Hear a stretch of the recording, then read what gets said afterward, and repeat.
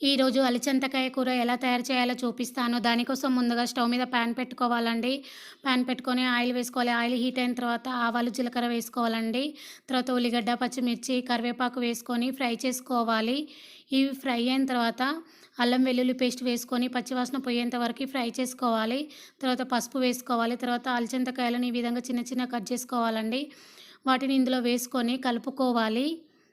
ఇప్పుడు ఇందులో టమాటా ముక్కలు కూడా వేసుకోవాలండి. టమాటా ముక్కలు వేసుకొని కలుపుకొని మూత పెట్టుకొని ఒక 5 నిమిషాలు ఫ్రై కానివ్వాలి. ఇప్పుడు ఇవి ఫ్రై అయిన తర్వాత ఇందులో ఉప్పు, కారం, ధనియాల పొడి వేసుకొని కలుపుకోవాలండి. కలుపుకొని మళ్ళీ మూత పెట్టుకొని ఒక 5 నిమిషాలు ఫ్రై చేసుకోవాలి. ఇప్పుడు ఈ 5 నిమిషాల తర్వాత ఫ్రై అయిన తర్వాత ఇందులో కొత్తిమీర వేసుకోవాలండి. అంతే అండి, ఈజీగా ఇలా మనం అలచంతకాయ కూర రెడీ చేసుకోవచ్చు.